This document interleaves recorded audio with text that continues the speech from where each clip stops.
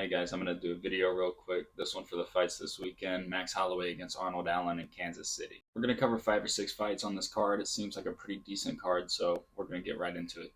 Starting off with Brandon Royval against Mateusz Nicolau.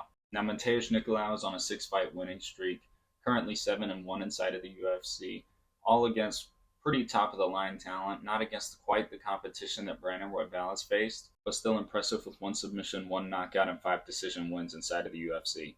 He's well rounded. He's going to be at a reach disadvantage by only 2 inches, and he's going to be 3 inches shorter than his opponent.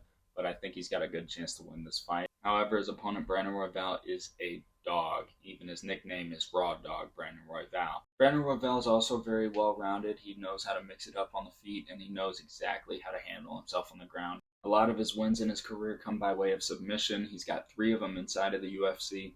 He's 4-2 inside of the UFC. His only 2 losses being against the current champ, Brandon Moreno, and Alexander Pantoja, the guy who is about to fight the current champ. So, very impressive record for Brandon Royval. He's won his last 2 fights over Matt Schnell and Rogerio Bontorin. And really, I think this is going to be a very close fight. Mateusz Nicolau is a guy that I've been keeping a very close eye on throughout the past couple years. And I think there's untapped potential there. And everything kind of seems to be leaning towards Royval. I think he's more well-rounded. He may have a bit more power and experience with the submission ability, but Nicolau has more overall experience. He's not really the type to get caught up in a firefight, and I think he's going to be able to keep it from getting into that type of situation. And I think he'll be able to hold his own here. I'm going to take Mateusz Nicolau by decision. On to the next fight I want to go through, Pedro Munoz and Chris Gutierrez. This is going to be an interesting fight. Pedro Munoz, kind of on the later end of his career, on a decline as of lately, 1-4 in his last 5 fights. His last 2 losses have come against Dominic Cruz and Jose Aldo, but he's a very well-rounded fighter. He definitely prefers to stand. Now, Chris Gutierrez is going to be 5 years younger than Munoz. He's 3 inches taller, and he's going to have a 2-inch reach advantage. He's on a 7-fight winning streak, currently 7-1 inside of the UFC, ending Frankie Edgar's career in his last fight in devastating fashion. And in his fight before that, he finished Anab Bakri with a spinning back fist, which is a very impressive win. This is going to be a really interesting fight. Pedro kind of likes to spam the leg kicks, and that's going to set up his striking. But in Pedro's last few fights, he hasn't really been striking as much with the hands. It's mostly been just mainly leg kicks. While Chris Gutierrez is really in his prime, as it looks like.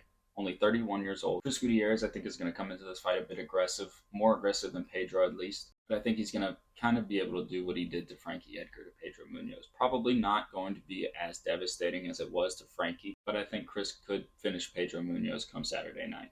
So I'm going to take Chris Gutierrez in this fight.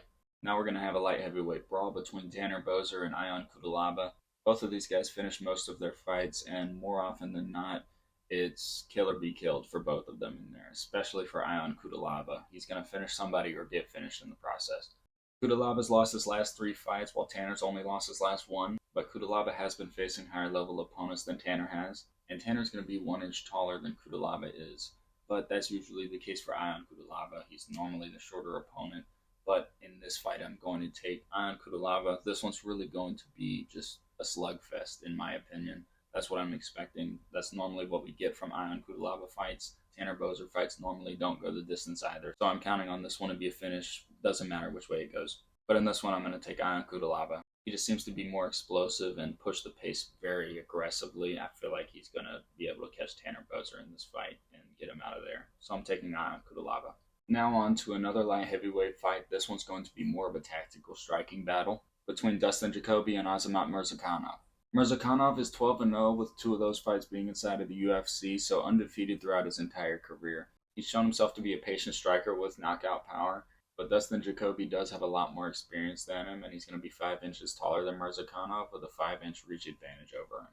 And I feel like that kickboxing experience is really going to come into play with Dustin Jacoby because he's got a lot of it. He came back and forth between MMA and kickboxing. I think he originally started in kickboxing though, and really he's found success in both of these sports. And this is his second run inside of the UFC. He's currently 6-1 inside of the UFC, but his last fight was a loss against Khalil Roundtree, and a lot of people thought that Khalil did not deserve to get the win that night by decision. Now both of these guys are in their upper 30s.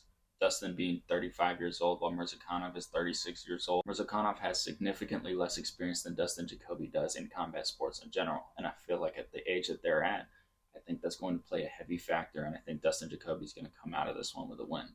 So I'm taking Dustin Jacoby in this fight. And now for the co-main event, Edson Barboza against Billy Quarantillo. This is going to be a good fight. I feel like this fight's being very slept on. I think it's going to be exciting, and I think we could see the immersion of a new contender in this division.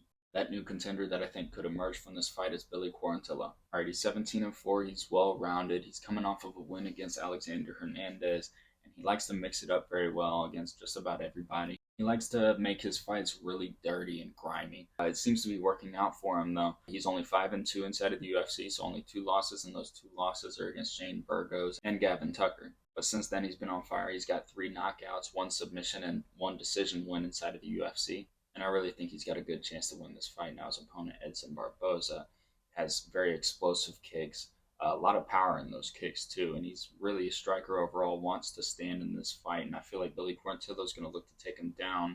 However, if Edson can sprawl and get away from the takedowns and avoid them, he's got a chance in this fight. He's going to be 1 inch taller with a 5-inch reach advantage. And Edson is coming off of a couple losses, his last 2 losses being against Bryce Mitchell and Giga Chikadze, and his last 2 wins being against Shane Burgos and Makwan Amirkhani, coming just before those last 2 losses. But overall, in his last 10 fights inside of the UFC, he's gone 3-7. Not looking too good. He's definitely on the decline of his career.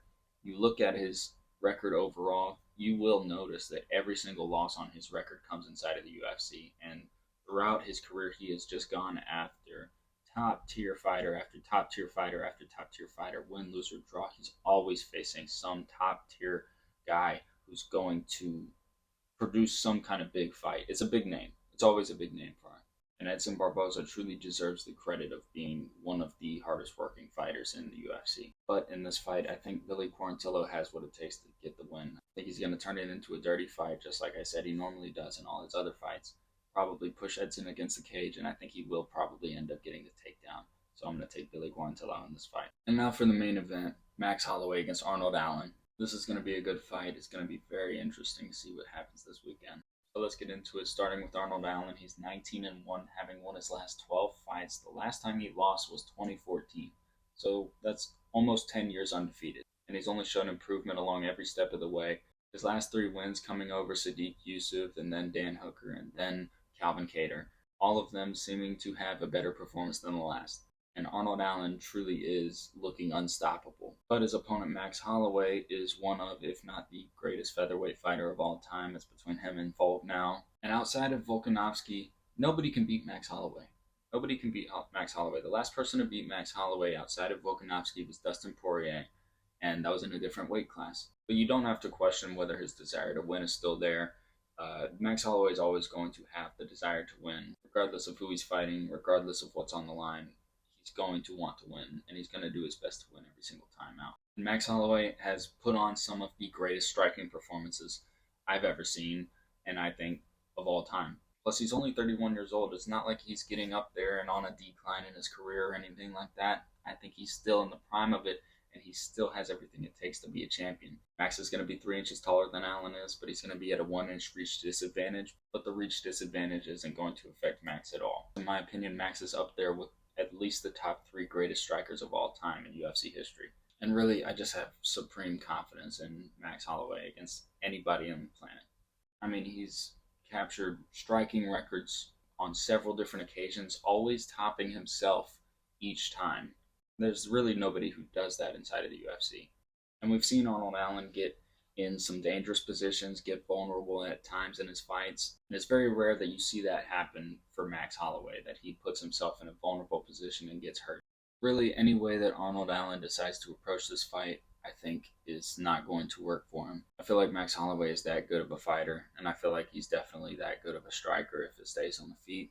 I think Max Holloway is going to be able to piece him apart, whether Arnold wants to come at him aggressively, push the pace recklessly, or if he wants to play the smart game and be patient, be more tactical, try to make it through the 25 minutes. But really, I feel almost 100% certain that Max Holloway is going to win this fight. So I've got Max in this one. And that's really all I got for y'all. Hit like, subscribe, and all that.